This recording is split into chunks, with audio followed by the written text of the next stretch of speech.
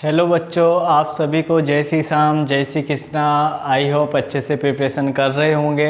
और quick revision में अब एलपीपी लगभग ये लास्ट पार्ट है जिसमें जो नया सिलेबस जुड़ा हुआ है अपने पास, फर्स्ट ग्रेड में भी जुड़ा हुआ है और सेकंड ग्रेड में भी जो नया चैप्टर अभी एलपीपी में जोड़ा गया है। कौन सा है? ड्युअलिटी यानी कि द्वैधता, है ना। इसमें से लिख लो जो अभी लेक्चर होगा पूरा, एक या दो क्वेश्चंस 100% देखने को मिलेंगे। तो अगर तुमने अभी तक कुछ भी नहीं पढ़ा हुआ, अगर ये जो पार्ट देख लोगे तो सफिशिएंट दो क्वेश्चंस तुम्हारे सही हो जाएंगे, ये तो गारंटी है। अब ध्यान देना, सबसे पहले जो है अभी तक जो मैंने पढ़ा है वापस रिवाइज कर रहा हूँ। स्टार्टिंग पार्ट एलपीपी के पार्ट फर्स्ट से करी थी, जो अभी ये लास्ट पार्ट बच रहा है जिसमें ड्युअलिटी पूरा अपन कंप्लीट कर लेंगे। तो पार्ट फर्स्ट में अपन ने लगभग 3 टॉपिक कवर कर चुके थे, जिसमें से ग्राफिकल मेथड, जो एलपीपी को ग्राफिकल मेथड से सोल्व करना, उसके बाद कौन सा आधारी हल वाला, फिर लास्ट में जो पढ़ाया था अवमुख समुच्चय यानी कि कॉन्वेक्स सेट। ठीक है, अब कॉन्वेक्स सेट पढ़ा दिया था, उसके थ्योरम स्टेटमेंट सारे सब कुछ बता दिए थे। फिर उसके बाद अपन ने पढ़ा था एलपीपी को सिंप्लेक्स मेथड से सोल्व करना। तो सिंप्लेक्स मेथड से सोल्व कैसे करते हैं उसका पूरा डिटेल बता रखा था, वहाँ से भी 1 या 2 क्वेश्चंस बनेंगे। फिर उसके बाद मैंने बताया है परिवहन समस्या, फिर उसके बाद बताया नियतन समस्या। अब जो लास्ट चैप्टर बच रहा है एलपीपी बुक का, अपन बात करेंगे ड्युअलिटी या द्वैधता। अब देखो इस चैप्टर की ज़रूरत या इस चैप्टर को क्यों जोड़ा गया या ये टॉपिक क्यों बना गया, इसके पीछे रीज़न है। क्योंकि देखो जो अभी अपन ने एलपीपी जो किसी भी समस्या को सोल्व करते हैं या हल करते हैं, तो जो उनके मेथड है जैसे कि सिंप्लेक्स मेथड, हालांकि क्वेश्चंस हो जाते हैं लेकिन कुछ क्वेश्चंस ऐसे रहते हैं कि जो सिंप्लेक्स मेथड से ना होकर किसी अन्य मेथड से होते हैं। तो ऐसी कंडीशन में और के लिए जो ये चैप्टर बनाया गया है, टॉपिक बनाया गया है। तो ध्यान देना, ड्युअलिटी का मतलब क्या होता है? ड्युअल यानी ड्युअल नेचर यानी द्वि प्रकृति का होता है। तो ध्यान देना कि प्रत्येक रैखिक प्रोग्रामन समस्या को, जितनी भी एलपीपी समस्या को दूसरी रैखिक समस्या प्रोग्राम समस्या से संबंध या बदला जा सकता है। कहने का मतलब क्या है कि कोई भी समस्या है उस किसी भी समस्या को दूसरी समस्या में बदला जा सकता है। यही क्या कहलाता है? द्वैध। इसी समस्या को क्या कहते हैं? द्वैधता कहते हैं। तो इसका जो नेचर होता है कि किसी भी पीपी यानी कि एलपीपी को अपन कोई भी अन्य समस्या में बदल सकते हैं और उसको उस समस्या के द्वारा जो इसका मेथड होगा उससे हल करें, या वो जो पहले वाली समस्या को उसको हल करें, बात एक ही है। तो ध्यान देना, इसमें जो मूल समस्या होगी उसको क्या बोलते हैं बेटा? और आद्य समस्या बोलते हैं ना। तो मूल समस्या को क्या कहते हैं? आद्य समस्या। अब ध्यान देना, जो इसकी जो फॉर्म होती है ना। अब यहाँ पर जो समस्या है, जो भी समस्या रहेगी कोई फिक्स नहीं है कि मैक्सिमम हो या मिनिमम हो। तो ध्यान देना, यहाँ पर मैक्सिमम भी आ सकता है, मिनिमम भी आ सकता है, किसी के लिए भी अपन सोल्व कर सकते हैं। तो अगर मैक्सिमम कंडीशन होगी तो वही फॉर्म जो सिंप्लेक्स मेथड का वो होती form C1 x1 + C2 x2। और यहाँ पर ये प्रतिबंध आ जाते हैं असमिका के रूप में। और ये x1 और x2 जो भी चर रहते हैं, जितने भी चर रहते हैं एलपीपी में समस्या में, वो > क्या होना चाहिए? 0 होना चाहिए। अब बात करेंगे मैट्रिक्स फॉर्म में, वही तरीका है। इनकी x1 x2 की कोष्ट किस में लिख सकते हैं? C1 C2 में।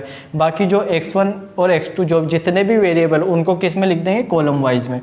अब यहाँ पर जो भी x1 x2 के जो कोफिशिएंट रहेंगे उनको मैट्रिक्स में लिख देंगे, बाकी वही वेरिएबल को कॉलम में लिख देंगे। और जो चिन्ह, अब देखो अपन जानते हैं कि जो मैक्सिमम अधिकतम समस्या का जो चिन्ह होता है हमेशा क्या होना चाहिए? लेस देन में। इसमें भी लेस देन में होना चाहिए। तो यहाँ पर कंडीशन रहेगी, सबसे इम्पोर्टेंट ये चिन्ह का ही मेन रोल रहेगा, है ना। तो आगे मैं सारी बातें लिखवाऊंगा कि कब लेस देन आएगा, कब ग्रेटर देन आएगा।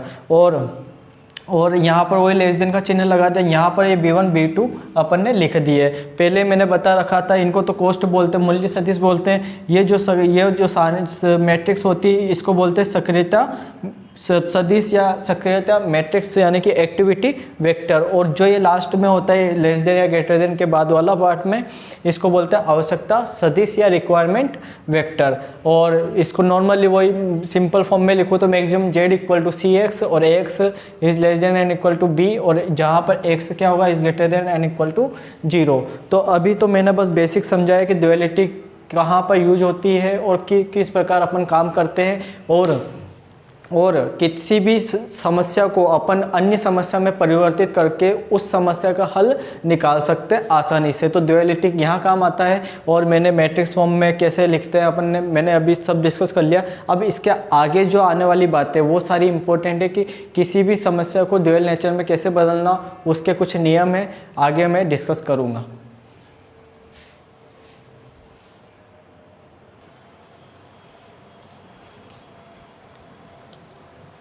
तो फिर आते हैं आगे। अभी अपन ने ड्यूअलिटी क्या होती है, उसकी जो मैट्रिक्स फॉर्म क्या होती है अपन ने पढ़ लिया। अब जो इम्पोर्टेंट बात है जो अपन न्यूमेरिकल करेंगे, जैसे कि किसी भी आद्य समस्या को द्वैत समस्या में कैसे परिवर्तित करते हैं, तो इसके लिए कुछ बातें अपन को ध्यान में होनी चाहिए, तब जाके अपन ड्यूअलिटी में चेंज कर पाएंगे किसी भी समस्या को। तो क्या होगा, सबसे पहले जो आद्य समस्या को बोलते हैं इंग्लिश में प्राइमल प्रॉब्लम। आद्य समस्या को प्राइमल प्रॉब्लम, इसको शॉर्ट में बोलूँगा बीपी, है ना।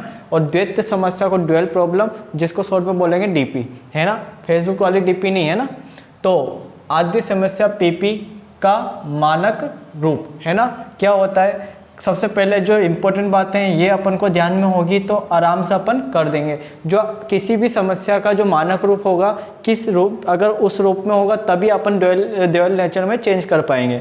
तो सबसे पहले किस रूप में होना चाहिए, यदि समस्या, कोई भी समस्या हो, है ना, एलपीपी की अधिकतमीकरण यानी कि मैक्सिमम में हो, यानी कि कोई भी समस्या एलपीपी की मैक्सिमम में दिखे तुम्हें, तो सबसे पहले ध्यान किस पे जाना चाहिए, प्रतिबंध में। तो सभी प्रतिबंध किस में होने चाहिए, लेस देन में होने चाहिए, है ना।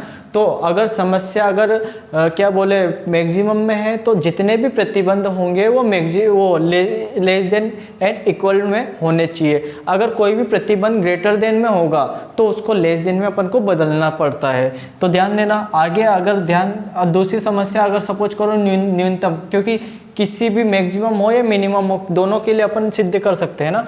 तो न्यूनतमीकरण मिनिमम हो तब जो प्रतिबंध होंगे वो किस में होने चाहिए, अगर मिनिमम में समस्या दिखे तो प्रतिबंध ग्रेटर देन में होना चाहिए। अगर किसी भी अपन को प्रतिबंध जैसे कि ये लेस देन में है और अपन को मिनिमम समस्या दे रखी हो ग्रेटर देन में बदलना, तो कुछ भी नहीं करना, उस प्रतिबंध को दोनों तरफ किससे करेंगे, माइनस से गुणा करेंगे। और जब भी किसी असमीका को माइनस से गुणा करते हैं तो चिन्ह परिवर्तन हो जाता है। तो यहाँ पर लेस देन की जगह क्या हो जाएगा, ग्रेटर देन। तो आसानी से अपन ग्रेटर देन वाली समीकरण को लेस देन में बदल सकते हो, लेस देन वाली समीकरण को ग्रेटर देन में बदल सकते हो। दो बातें याद रखनी चाहिए कि पीपी जो आद्य समस्या होगी, सबसे पहले क्या होगी कि अगर समस्या मैक्सिमम में है तो प्रतिबंध किस में होने चाहिए, लेस देन में होने चाहिए। अगर समस्या किस में हो, मिनिमम में हो, तो प्रतिबंध किस में होने चाहिए, ग्रेटर देन में होने चाहिए।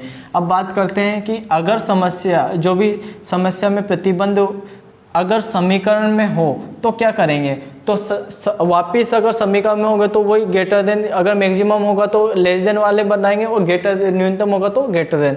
तो अगर समीकरण में हो तो जो समीकरण को अपन ग्रेटर देन और लेस देन में लिख सकते हैं। किसी भी समीकरण को अपन जो भी कोई भी इक्वल वाला पार्ट है उसको लेस देन और ग्रेटर देन में लिख सकते हैं। तो यहाँ से अब मान लो मैक्सिमम में चाहिए तो इसको लेस देन बना लेंगे और ये एक पार्ट ऑलरेडी लेस देन है। अगर मिनिमम में चाहिए तो मिनिमम में चाहिए तो इसको ग्रेटर देन बना लेंगे और ये ग्रेटर देन ऑलरेडी है और इसको ग्रेटर देन बना लेंगे। क्लियर है। अब ध्यान देना, इंपॉर्टेंट नोट है, पूछा जाता है एग्जाम में कि यदि कोई चर, कोई भी वेरिएबल है समीकरण में या प्रतिबंध में, कोई भी वेरिएबल चर चिन्ह में अप्रतिबंधित है, ये ध्यान देना, चिन्ह में अप्रतिबंधित है, वहाँ पर लिखा आएगा। जब भी समस्या में अगर कोई भी चर चिन्ह में अप्रतिबंधित है तो लिखा आएगा, तो उस चर को दो धनात्मक चरों के अंतर के रूप में लिख सकते हैं। तो वो जो भी चर होगा चिन्ह में अप्रतिबंधित होगा तो उस वेरिएबल को दो धनात्मक वेरिएबल में के अंतर के रूप में लिखते हैं। और जैसे कि सपोज करो मैंने एग्जांपल ले लिया कि x3 चिन्ह में अप्रतिबंधित है, तो इसको मैं कैसे लिख सकता हूँ, x3 बराबर x3 dash minus x3 double dash, यानी कि कहने का मतलब उन दोनों धनात्मक अंतर लेंगे और x3 और धनात्मक अंतर ले रहे हैं, यानी कि x3 और x3 डबल डैश का मान क्या होना चाहिए, greater than and equal to 0। और पांचवा पॉइंट है कि यदि आद्य समस्या कोई भी पीपी मानक रूप में है तो उसे सममित द्वैत समस्या कहते हैं। कोई भी जो समस्या है मानक रूप में हो, जो भी ड्युअलिटी का मानक रूप में हो, तो उसे बोलते द्वैत समस्या बोलते हैं। अगर असममित द्वैत समस्या कब होगी? जब अपन पहचान लेंगे कि प्रतिबंध किस में होंगे, समीकरण में होंगे और चर चिन्ह में अप्रतिबंधित होंगे। तो असममित द्वैत समस्या कब होगी? जब प्रतिबंध किस में होंगे, समीकरण में होंगे और चर चिन्ह में अप्रतिबंधित होंगे। और सममित को तो कुछ भी नहीं, जो भी समस्या होगी मानक रूप में होनी चाहिए।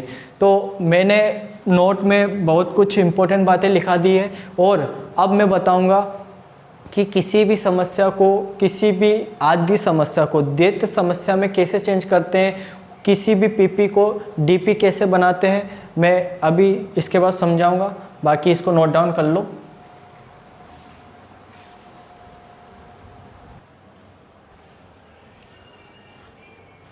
हाँ, तो अभी अपन ने बिल्कुल बेसिक अपन ने पढ़ लिया, जिसमें जो पीपी जो आद्य समस्या होती है उसका मानक रूप कैसे अपन लिखते हैं, कैसे सोल्व करते हैं। सबसे पहले देखना, मैंने टॉपिक लिया है और सवाल भी इसी बेस पे होगा, तो लगभग ये अपन को अगर समझ में आ गया तो बाकी सवाल भी आसानी से हो जाएगा।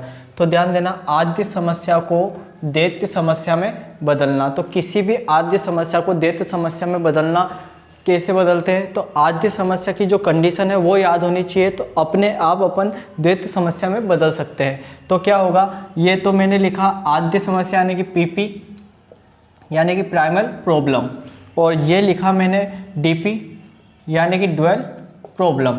तो किसी भी पीपी को डीपी में कैसे बदलते हैं? तो ध्यान देना, ध्यान कैसे होगा, मैंने बोला कि आद्य समस्या कुछ किसी में भी हो सकती है, मैक्सिमम में भी हो सकती है, मिनिमम में, तो दोनों के लिए अपन ने मैंने लिख दिया। अगर आद्य समस्या का मानक रूप मैक्सिमम में हो, और अपन जानते हैं maximum Z P primal problem P से डिनोट कर रहे हैं, तो ये होगा सी एक्स, यहाँ पर ऑलरेडी सी एक्स आता है कॉस्ट, और ये वेरिएबल, और यहाँ पर वही प्रतिबंध a x is less than and equal to b. अब अपन मैंने लिखा था कि जो भी मैक्सिमम आद्य समस्या होगी, अगर मैक्सिमम में होगा तो जितने भी प्रतिबंध किस में होने चाहिए, लेस देन में होना चाहिए, और वो वेरिएबल किस में होना चाहिए, ग्रेटर देन में होना चाहिए। इसी प्रकार अब इसको मेरे को किस में बदलना, डीपी में। सबसे इंपॉर्टेंट बात यह है कि आद्य समस्या अगर अपने मानक रूप में हो तो उसको डीपी में आसानी से बदल सकते हैं। कुछ भी नहीं करना कि जो यहाँ पर किस पीपी में जो अधिकतम होगा उधर डीपी में तो क्या हो जाएगा, मिनिमम। ध्यान देना, अपोजिट होगा, इधर अगर मैक्सिमम होगा तो मिनिमम होगा, और अगर इधर समस्या उद्देश्य फलन मिनिमम में होगा तो इधर क्या होगा, मैक्सिमम में। तो सबसे पहले बात कि अगर अपने आद्य समस्या में उद्देश्य फलन किस में, मैक्सिमम में है, तो द्वैत समस्या में उद्देश्य फलन किस में हो जाएगा, मिनिमम में। इंपॉर्टेंट बात है। और जेड वही ड्यूअल नेचर के लिए बात कर रहे हैं, तो मैंने डी से डिनोट कर दिया है।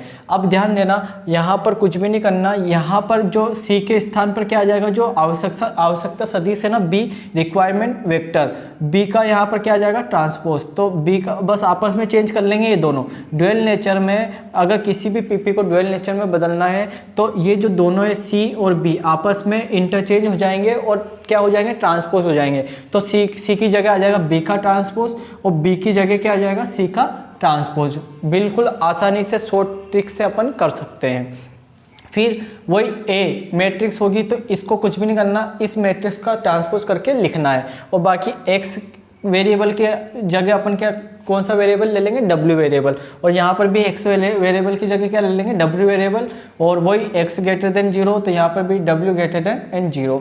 तो बिल्कुल समझ में आ गया होगा कि किसी भी पीपी को डीपी में कैसे बदलते हैं, कि अगर इधर मैक्सिमम में तो इधर मिनिमम में होगा, इधर मिनिमम में तो इधर मैक्सिमम में होगा।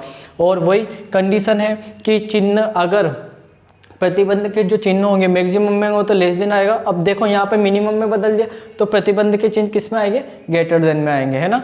अब ध्यान देना, अगर वही मैंने बताया कि मिनिमम को किस में बदलना, अपन डीपी में बदलना, तो यहाँ पर मिनिमम होगा तो यहाँ पर आ जाएगा मैक्सिमम, और वही यहाँ पर मिनिमम में तो यहाँ पर जो चिन्ह होगा ग्रेटर देन, यहाँ पर मैक्सिमम में तो यहाँ पर चिन्ह होगा लेस देन, और ये दोनों आपस में क्या हो जाएंगे, इंटरचेंज हो जाएंगे, और उनका ट्रांसपोज लिख देंगे। सी की जगह आ जाएगा बी का ट्रांसपोज, बी की जगह आ जाएगा सी का ट्रांसपोज, और ए की जगह वो ऑलरेडी रहेगा ए का ट्रांसपोज, और एक्स की जगह आ जाएगा डब्ल्यू, और एक्स की जगह डब्ल्यू, और ये। अब इसके बाद मैंने बता दिया है कि किसी भी आद्य समस्या को ड्यूअल नेचर में कैसे करते हैं और कैसे बदलते हैं। तो अब मैं सवाल लूँगा, सवाल कोई सा भी आ सकता है। अब अगर ये तरीका आ गया मैंने जो बताया, आराम से अपन किसी भी आद्य समस्या की द्वैत समस्या में बदल सकते हैं, यानी कि पीपी की डीपी बना सकते हैं और उसका अपन सॉल्यूशन कर सकते हैं। तो आगे अपन जानेंगे, इसको नोट डाउन कर लो।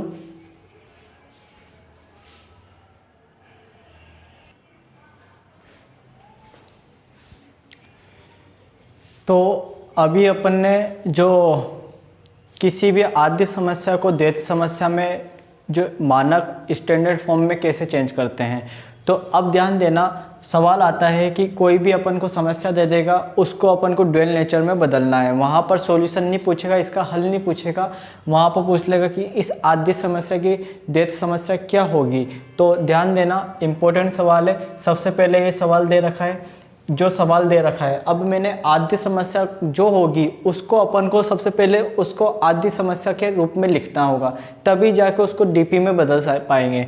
तो सबसे पहले यहाँ पर आद्य समस्या किस में दे रखी, मैक्सिमम, ये है। अब जो भी मैक्सिमम दे रखी है आद्य समस्या में मैक्सिमम होगा, तो जितने भी प्रतिबंध होंगे वो क्या होने चाहिए, लेस देन में होने चाहिए। लेकिन ये प्रतिबंध और ये प्रतिबंध किस में है, ग्रेटर देन में है। तो ये अपनी आद्य समस्या का मानक रूप नहीं है, इसको मानक रूप में बदलेंगे। तो मैंने इसी समस्या का मानक रूप लिखूंगा, तो वही मैक्सिमम जेड पी ऐसा कैसे आ जाएगा, बस प्रतिबंध को अपन को चेंज करना है। तो मैंने बताया था कि किसी भी प्रतिबंध को बदलने के लिए, चिन्ह बदलने के लिए यहाँ पर -1 से गुणा कर देंगे तो इनका चिन्ह बदल जाएगा। तो अगर सेकेंड और थर्ड को मैं -1 से गुणा करूंगा तो ग्रेटर देन जो चिन्ह होगा दोनों में, वो किस में बदल जाएगा, लेस देन में बदल जाएगा। तो यहाँ पर वही अपन ने मानक रूप में लिख लिया है। अब डीपी का अपन को जो मानक रूप आना चाहिए, द्वैत समस्या का मानक स्टैंडर्ड फॉर्म क्या होता है कि अगर कोई समस्या मैक्सिमम में है तो उसकी डीपी में क्या समस्या होगी, मिनिमम में होगा। वही सी और बी को चेंज कर देंगे तो बी का ट्रांसपोज डब्ल्यू और ए का ट्रांसपोज डब्ल्यू इज मिनिमम में तो greater than less equal to C का ट्रांसपोज, और यहाँ पे डब्ल्यू इज ग्रेटर देन 0। अब ये अपने पास जो ड्यूअल नेचर में आंसर आएगा इस रूप में आना चाहिए। तो वही मैक्सिमम को मिनिमम में लिख दिया। अब मैंने किया बी का ट्रांसपोज, है ना, तो बी क्या है अपने पास यहाँ पर 4, -5 और 6। तो यहाँ पर जो आ जाएगा, देखो रो में आ रहा है यहाँ, तो रो में आ जाएगा 4, -5, 6, और यहाँ पर क्या मल्टीपल हो रहा है, W। तो इन सभी के साथ देखो x1 x2 था, तो यहाँ पर आ जाएगा W1 W3 W2 W3। चिन्ह के साथ लेना अपन को, बी के जो जितने भी एलिमेंट है उनका ट्रांसपोज करके पंक्ति में लिखना है। तो 4, -5, -6 और W1 W2 W3 से गुणा करना है। फिर उसके बाद बात करते हैं जो भी अपन को ए का ट्रांसपोज, तो ए का ट्रांसपोज बनेगा यहाँ पर जो मैट्रिक्स है अपने पास, गुणांक मैट्रिक्स 2, 1, -1, -3 और -2 और -5। तो यहाँ पे इनका इन पंक्तियों को स्तंभ में बदल, यानी कि स्तंभ को पंक्तियों में बदल देंगे, ट्रांसपोज कर देंगे। तो यहाँ पर आ जाएगा 2, फिर -1, फिर -2, फिर 1, -3, -5, ये स्तंभ ये पंक्ति में आ जाएगा। और इनके साथ कुछ भी नहीं करना, वही W1 लगा दो, W2 W3 W1 W2 W3। और यहाँ पर वही जो मिनिमम समस्या है, तो दोनों के समीकरण में क्या आ जाएगा, ग्रेटर देन। और यहाँ पर अब सी का ट्रांसपोज, सी कितने था अपने पास, कोफिशिएंट x1 का कोफिशिएंट 1, x2 का कोफिशिएंट 1, तो 1 और 1 आ जाएगा। तो कितना सिंपल आसानी से था, इस सवाल को अपन डीपी में बदल दिया है। और ध्यान देना कि यहाँ पर देखो कि पीपी में अगर देखो 3 समीका आ रही है और कितने चर आ रहे थे, 2 चर आ रहे थे, लेकिन यहाँ पर देखो 3 तो चर आ रहे और 2 प्रतिबंध आ रहे हैं। तो यहाँ पर यहाँ पर क्वेश्चन से बन सकता है कि पीपी में जितने चर होते उतने उससे ज़्यादा तो कितनी होती है, समीकरण होती है। और यहाँ पर जितने वेरिएबल हो गए और उससे कम क्या होगी, समीकरण होगी। तो अब एक और सवाल करवाऊंगा, आगे ध्यान देना, इसको नोट डाउन करो।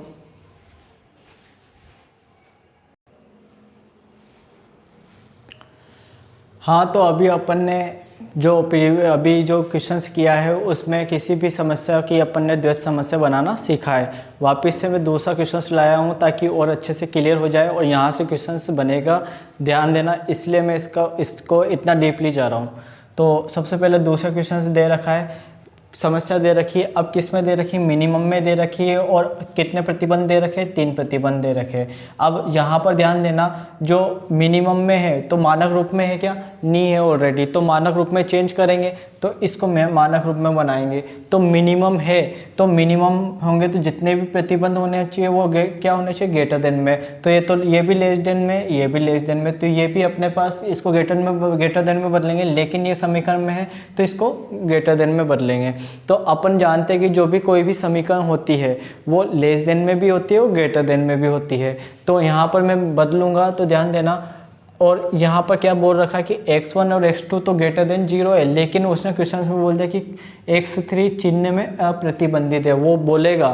तो मैंने बोला था कि कोई भी चर चिन्ह में अप्रतिबंधित होता है तो उसको, उस चर को दो धनात्मक चरों के अंतर के रूप में लिख सकते हैं। तो x3 को मैं यहाँ क्या लिख सकता हूँ बेटा, x3 minus x3 double dash, तो दो धनात्मक चरों के रूप में लिख दिया, और मानक रूप में ही लिख रहे हैं अपन, बाकी है ना मानक रूप में जमने के बाद फिर उसकी डीपी बनाएंगे।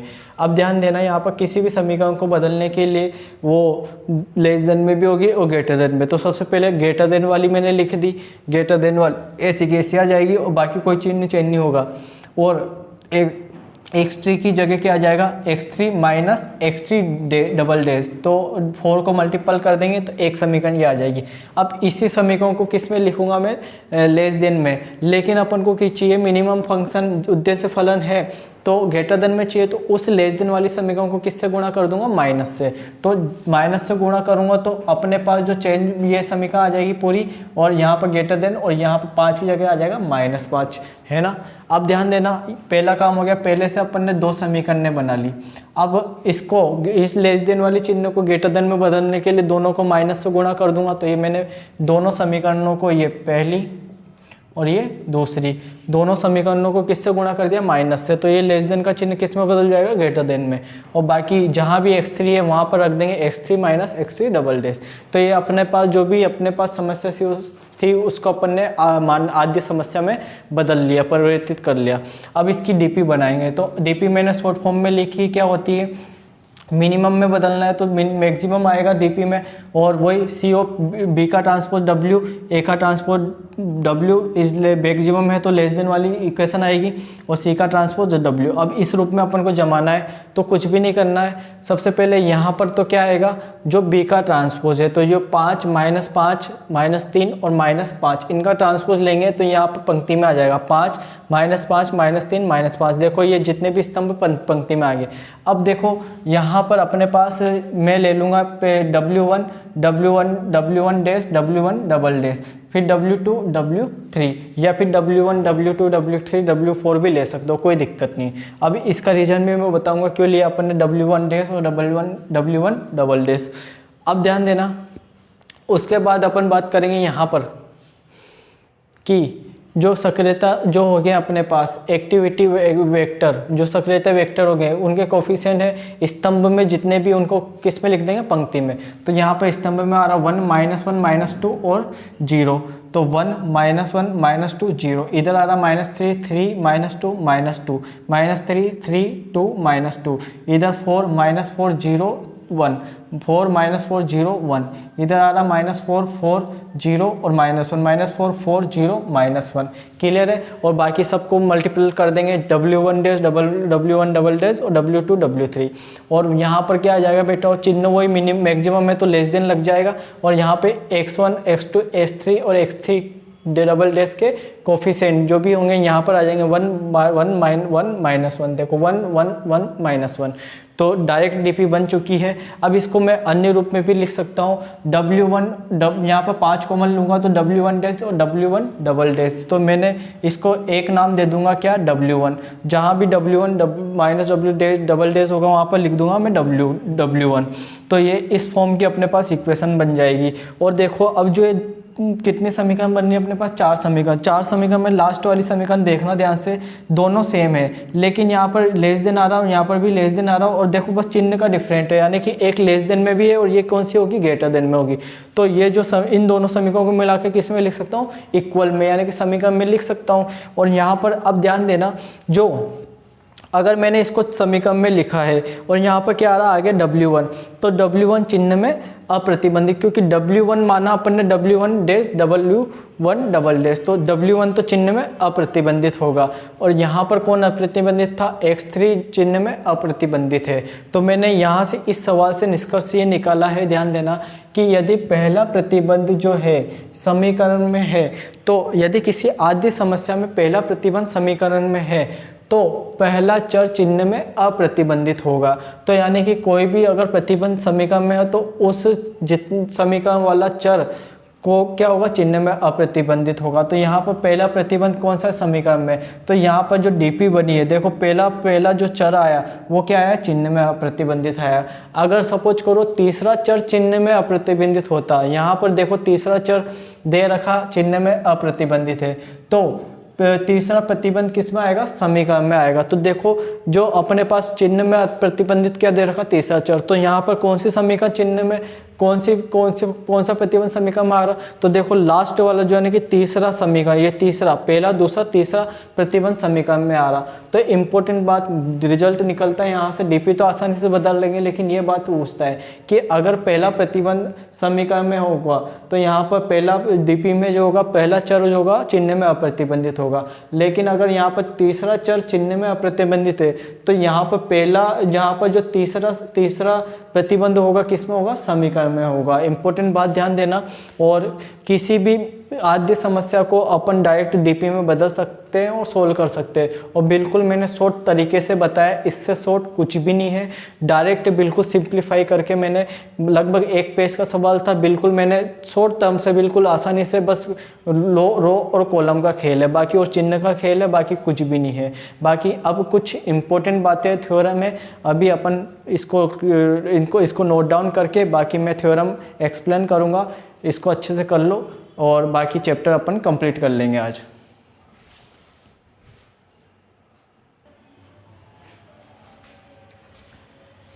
तो अभी अपन ने सवाल ड्यूअलिटी वाले कर चुके हैं, बिल्कुल आसानी से शॉर्ट तरीके से मैंने अच्छे से एक्सप्लेन कर दिया है। अब जो कुछ बातें हैं अपन अच्छे से समझेंगे, क्योंकि यहीं से अपन के क्वेश्चंस बनेंगे।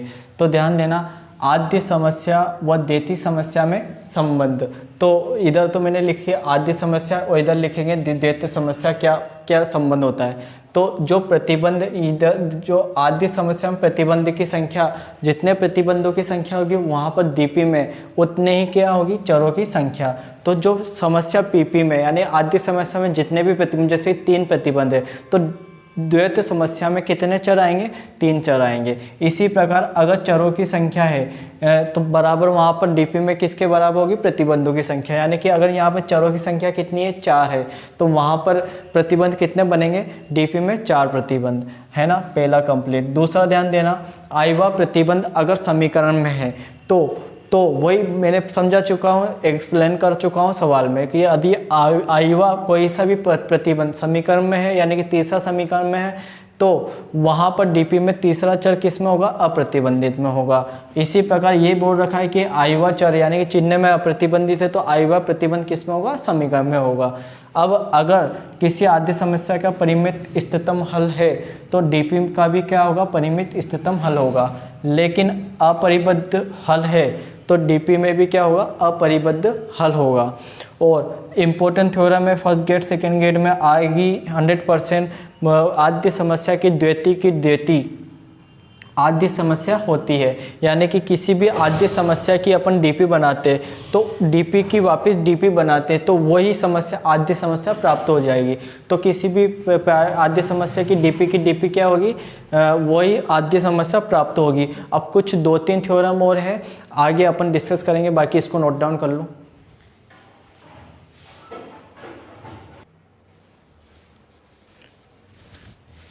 हाँ, तो ध्यान देना, लगभग अपना ड्यूअलिटी एंड होने में है, ये लास्ट है, इसको अच्छे से समझ लेंगे, क्योंकि यहाँ से एक क्वेश्चन या स्टेटमेंट पूछ सकता है। तीनों चारों इम्पोर्टेंट है, ध्यान देना। यदि आद्य समस्या किसमें, मैक्सिमम में है और उसकी कंडीशन दे रखी, जिसका सुसंगत हल क्या है, x0, और उसकी जो द्वितीय है वो किसमें, मिनिमम में, उसका सुसंगत हल क्या हो, w0। तो ऐसी कंडीशन में जो cx0 और सी एक्स नोट बरा is less than and equal to B की पावर टी डब्ल्यू नोट, यानी कि जेड पी जो होगा वो कम होगा किससे, जेड डी से, यानी कि कुछ भी चिन्ह का डिफरेंट याद रखना बस, है ना। सबसे पहले आद्य समस्या किस में है, देखो मैक्सिमम में है, तो जेड पी आगे आ जाएगा, और मैक्सिमम में कौन सा चिन्ह आता है, लेस देन वाला, तो लेस देन लग जाएगा, और फिर उसके बाद क्या आ रहा है, डीपी आ रहा, तो डी आ जाएगा। इसी प्रकार आद्य समस्या किस में, मिनिमम में, इसका सुसंगत हल किस क्या दे रखा है, एक्स नोट दे रखा है, और द्वितीय मैक्सिमम में उसका सुसंगत हल क्या दे रखा है, डब्ल्यू नोट, तो वही सी एक्स नोट बी की पावर टी डब्ल्यू नोट लिखना। अब पहला कौन सा मिनिमम में है, तो यहाँ पर ग्रेटर देन आ जाएगा, और मिनिमम में आ जाएगा प्राइमरी प्रॉब्लम जेड पी बड़ा होगा किससे, जेड डी से, और चिन्ह अगर पी जो समस्या मिनिमम में है तो यहाँ पर ग्रेटर देन आ जाएगा। तो दोनों मैंने तीसरे याद करने का तरीका बता दिया, बस ये कंडीशन अपन को ध्यान में होनी चाहिए। अब यदि एक्स नोट डब्ल्यू नोट क्रमशः आद्य समस्या द्वैत समस्या के क्या है, इष्टतम हल हो, तो क्या करेंगे, तो अगर ऐसी कंडीशन में एक्स नोट डब्ल्यू नोट आद्य समस्या या द्वैत समस्या के क्या है, इष्टतम हल है, तो सी एक्स नोट बराबर बी की पावर टी डब्ल्यू नोट होगा। इंपॉर्टेंट ध्यान रखना कि अगर ये इष्टतम हल होंगे तो सी एक्स नोट बराबर बी की पावर टी डब्ल्यू नोट होगा। और द्वैतता का मूल प्रमेय आ सकता है बेटा, और क्या आएगा कि यदि आद्य समस्या का परिमित इष्टतम हल विद्यमान है, मैंने बताया रखा है कि किसी भी आद्य समस्या का परिमित इष्टतम हल विद्यमान है तो उस द्वैत समस्या का भी परिमित इष्टतम हल विद्यमान होगा, और इसका विलोम भी सत्य है। अगर किसी डीपी का इष्टतम हल विद्यमान है तो उसका आद्य समस्या का भी इष्टतम हल विद्यमान होगा। तो मैंने अपना 100% देके बेटा, और तुम्हारे हित में मैंने क्विक रिवीजन में बिल्कुल एलपीपी लगभग स्टार्टिंग से लेकर और एंड तक जो भी अपने पास सेकेंड गेट के सिलेबस में है पूरा मैंने कवर करा दिया है। एक भी टॉपिक या एक भी बात जो एग्ज़ाम में आने लायक हो मैंने बिल्कुल भी नहीं छोड़ी है। अब तुम्हारे ऊपर है कि कितना पढ़ना है, बाकी मैंने पूरा पढ़ा दिया। अब इसके बाद जो मैं लेक्चर लाऊंगा, ये एलपीपी के पूरे पार्ट मैंने कंप्लीट करा दिए। अब मैं कुछ अच्छे या तो थ्योरम वाली बुक लाऊंगा या फिर मेरे को जो अच्छा लगेगा वो लाऊंगा, ताकि दिक्कत नहीं आए, और अपने पास रिवीजन में और जो भी जितने दिन बचे उनको अच्छे से अपन हैंडल करके और रिवीजन अच्छे से करके अपन सारी बातें रिकवर कर सकते हैं। बाकी पढ़ाई करते रहो और अच्छे से मैथ की प्रैक्टिस करो। बाकी जितना ज़्यादा प्रैक्टिस करोगे उतना ही अच्छा रहेगा। Best of luck. Thank you very much.